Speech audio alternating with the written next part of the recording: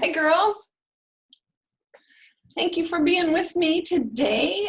This is being recorded. I will offer it to the rest of them that are either at work or will come on later because I know what life is like. I a lot of times sign up for something and then I have to watch it later because I don't have time.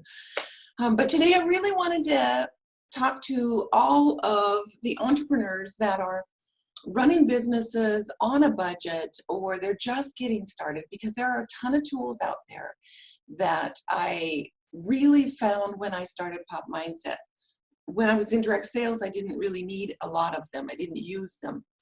But when I started branding my training, then you start looking for a few more options than maybe you would need otherwise. But they're all incredibly powerful and very affordable. So I'm going to do a lot of screen sharing as we get going. The first thing I want to talk about is just knowing that you can run your business without a huge budget. Now, as the business grows, like all of us, then I've incorporated other people who have skill sets that I don't have.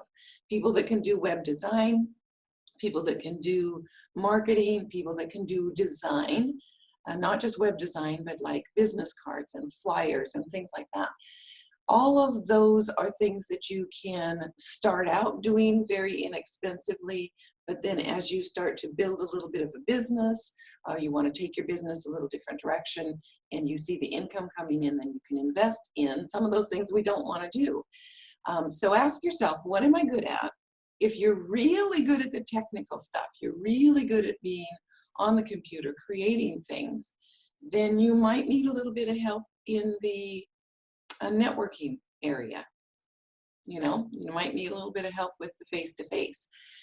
Typically, though, in business, we are the face of our business. So for the most part, people are doing business with you. And so to outsource your network marketing is not always as easy to do. Most of the time, people are doing business with you. So let's start with the number one thing I think you need to have.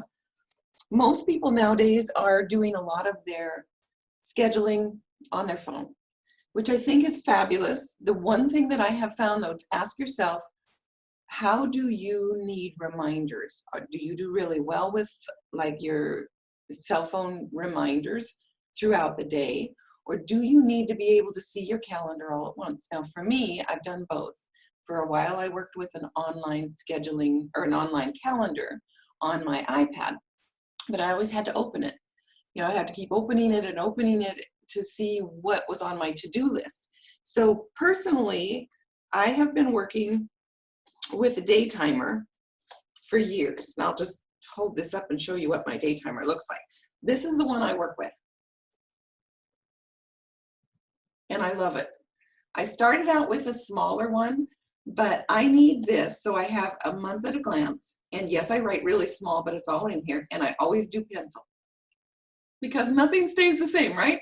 I mean, things change. People, their calendar changes, they have emergencies. So I always write in pencil. Now, the other thing I do is my daily to-do. So that can look like this, because I can't fit it all on the one calendar. So my daily looks like this. If I tell somebody I'm going to call them back, I open my calendar and I put it on there. So what this does for me, the number one thing this does for me as a business owner, is it gives me structure. Because when you work for someone else, you come in at a certain time, you know what your job duties are, you sit down at your desk or you stand at your, your station or whatever, and you go at it, right? You know what you're supposed to do. When you work for yourself, especially if you work out of home, which you can tell, I have a home office, right? I work out of my home. And it is so easy to get distracted. And I don't even have kids at home, It's just really, really easy to think, oh yeah, it's just throwing a load of laundry. Oh my gosh, I didn't do the dishes. So, I'm hungry. That's one of the things I've noticed in myself, because I work in the office. If I start getting frustrated, like I'm reading directions on something or trying to put together a Facebook landing page or any of that, if I start to get frustrated, I'm like, I think I'll just go get something to eat. And it's so easy to do here, right? Because the refrigerator's right there. So you really have to have some structure, and I have found that gives me a sense of control over my day. Now, it doesn't mean that I stick to it, because in this way, so let's say in the evening I sit down and I write down all the things I need to do, and usually the list is a little longer than what's realistic for me, but that's normal. Most of us have lists that are longer than what we can physically do, right? But at least we have the list, so it's a start. In the day, if something happens and I get interrupted by something important, my daughter calls and says, hey, can you? Well, to the best of my ability, I'm always going to tell her yes. But then there are other things. If somebody will email and they're like, can you do this? Can you do this? Or they email and I glance at it and I'm like, this is not the time for me to answer that email because I'm going to get totally sidetracked. So I leave it to the side and go back to my job. But I'm flexible because I may have an appointment on the calendar and someone may call and say, the kids are sick, I can't make it today. I'm like, okay, then I'm going to use that time to get on the phone or do something else that would replace what that appointment would have provided. So you have to be flexible, but you also need to be as scheduled as you can so that you get done the things that are important to do. So that's the first thing I would recommend. Now, the second thing, let's do some screen sharing here and let me show you some fun stuff. All right, here's one of my other favorite tools. This is called Calendly. And you know, when we go out and about, let's say we met somebody at the grocery store. Yeah, I'll call you tomorrow. Or we meet somebody networking, particularly networking. This is actually more appropriate for networking, or if you are at an appointment and somebody else wants to meet with you. I use Calendly because it helps me avoid the back and forth. Otherwise, it's like, yeah, I'll give you a call or I'll drop you a text. And then you're back and forth, back and forth, back and forth. This is so easy because literally what I do, this is free. If you only have one event that you're running at a time, this is free, budget friendly. But you set it up, and I'm going to show you how this looks in a second. But I have this app on my phone, and I love it. So it's right here. I mean, in your phone, you know, you've got all your little apps. And so for Pop Mindset, Calendly is right there. And I just open it up, and I don't know if my screen will pick it up. It's probably too white. But anyway, it's on here. And all I have to do is I hand it to them and say, grab a date. So they click there, and then it opens up to whatever dates are open. This is what it looks like on the phone when I hand it to somebody. So all they have to do is go here. Oh, let me see if she's got time. She's got a 1:15. That's the opening she has. So when they schedule, they want this date, confirm. They put their name in. Now, when I hand it to them on the phone tends to always have the last date or the last bit of information in there. So it'll have somebody's name and somebody's email. So I just backtrack out of that. You know, I just backspace out of that. But you set all of this up. So I set up all of this information here so that they see this, and then we pick the date or the place that we can meet. So Zoom if they're not local. If it's on Wednesdays, this is where I'm meeting with them. If it's the last Wednesday of the month, I'm not here, so I'm here. So it gives these options, and they have to just kind of look and then check and schedule the date. Then what happens when they schedule this is it sends them an email and me an email. So cool. It's just there, poof.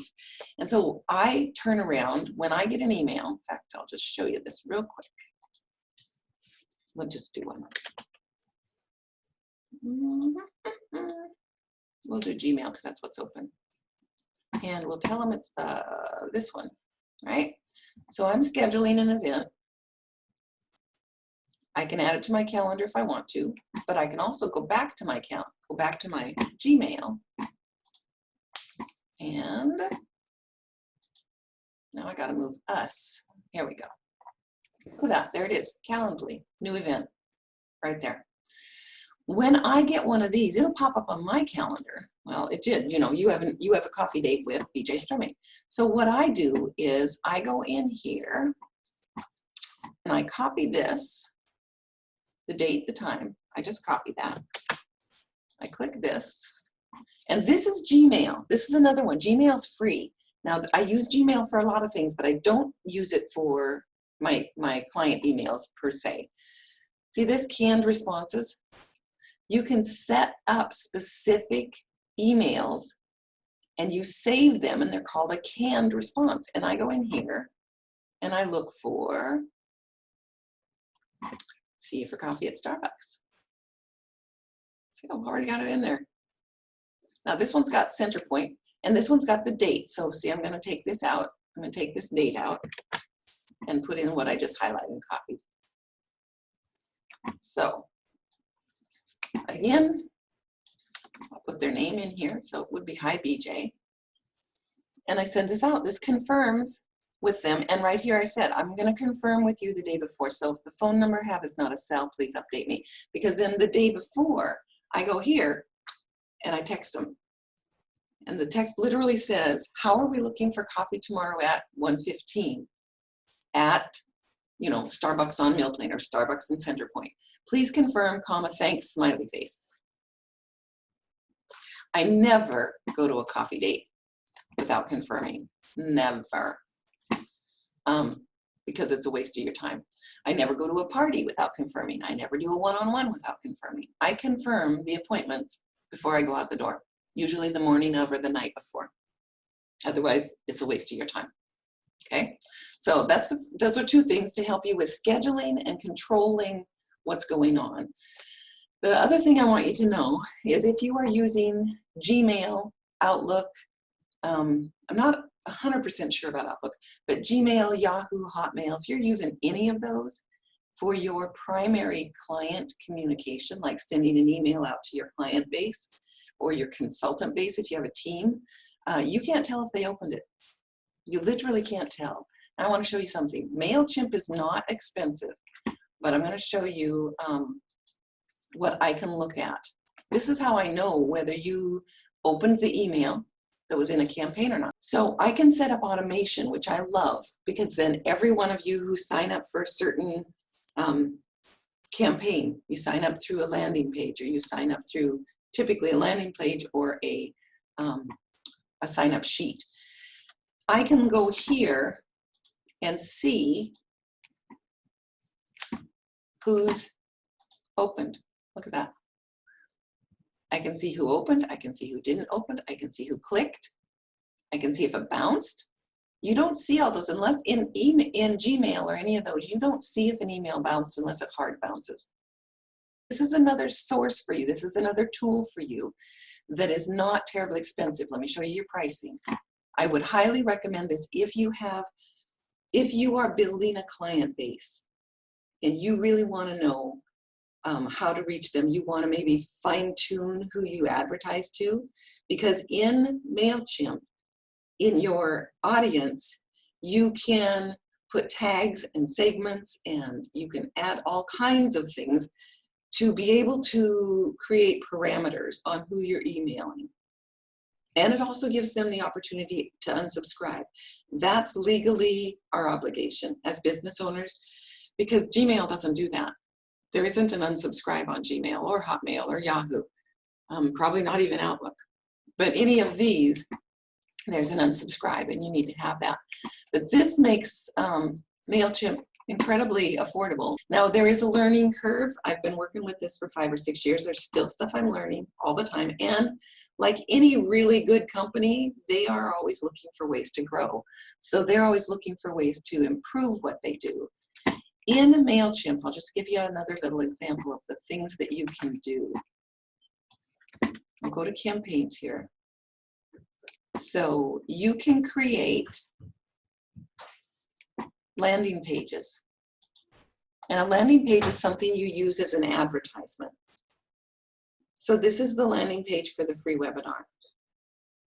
And there's format to them. I mean, there's a process that you do, and I studied with somebody else to do all of this, but there's a process for all of the things that you do. But you can create this really pretty landing page. You can make it as complex as you want or as simple as you want. And it has its own sign-up link. So when somebody signs up through a landing page, you need to have an audience, or this is what's called an audience. You need to have a specific place that they are put. and you set this up in MailChimp. So this can be done. You can give it a try. Again, like I said, it's a learning process, but it is another one of the budget-friendly ways that you can manage your CRM, your Customer Relations Manager. The other one I love, which we're using right now, is Zoom. You know, most of you are familiar with Zoom. Zoom is, it starts out, it can be free, and then you can pay to have, you know, different programs open to you. You can pay to have web rooms open or meeting rooms, and Zoom is another great resource. If you have most of your clients or your team base, they're, you know, LinkedIn, they're connected with you through maybe Facebook, you can do Facebook Live training for them.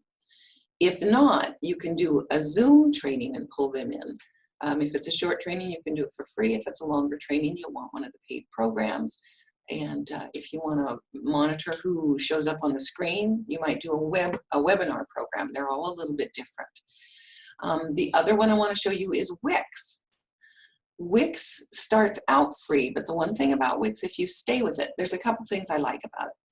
Number one, if you create a website on there, there's a ton of tools. There really are a ton of tools. Again, it's a learning program like anything else. It's a learning curve. But your programs, your website will stay there. I went away from Wix for a year and a half, something like that. And then I came back to Wix, and my website was still there. So I went in, and by then I'd learned some more tips and tools, and I was able to just update it. But with Wix, you've got all of these tools. You can hide pages, so you could create a page. I've got pages here that are created for events that just come and go. You know, so maybe it's a seminar that's done, but I'm going to redo it. So I've created pages for that, and they're all in here. All kinds of things you can create. You can create pop-ups, you can create just about anything you can think of. If you stay with the free website, though, the problem with that is Wix throws in the word Wix in there somewhere, and so it's not a searchable website. Whereas mine is just popmindset.com, that's searchable by Google. It doesn't get confused and go looking. So keep that in mind. I would highly recommend having a website if you're branding yourself or your company.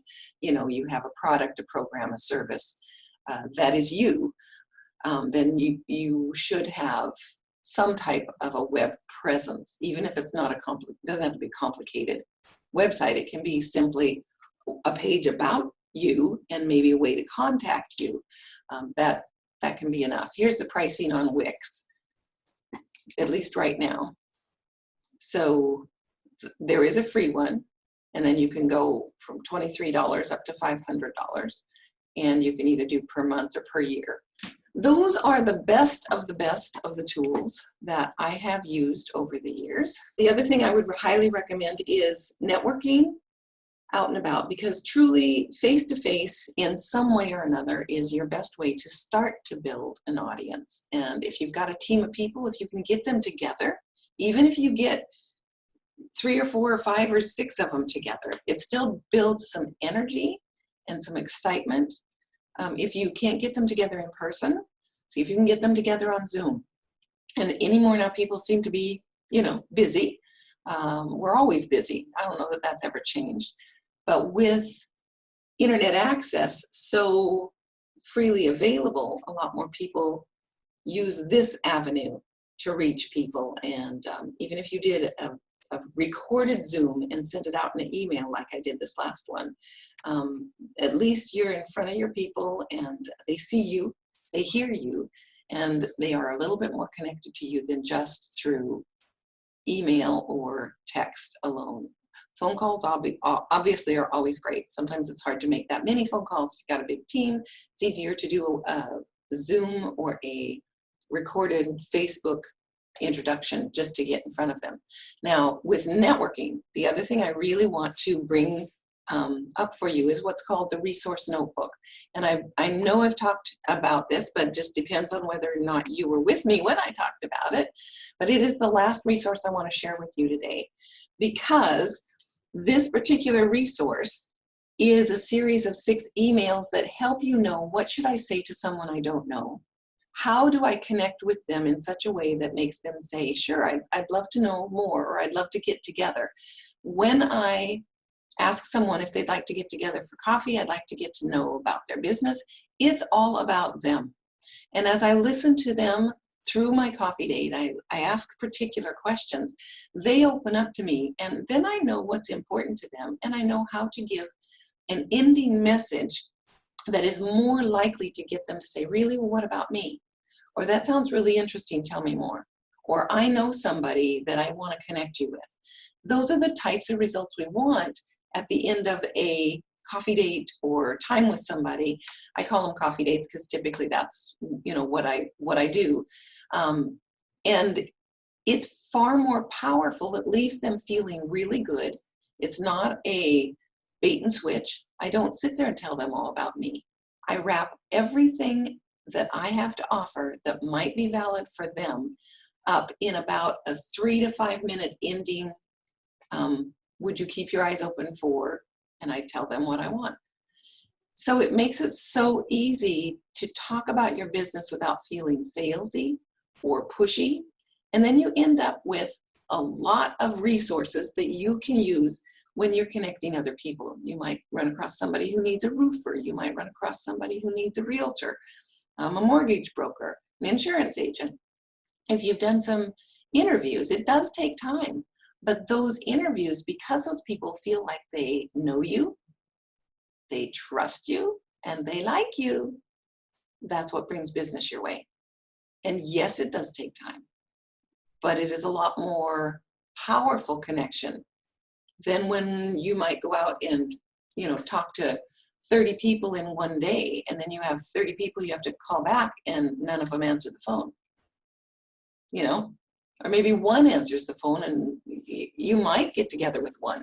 But if you've taken the time to really get to know 5 people in 1 week, you might have an amazingly solid client out of 5 people.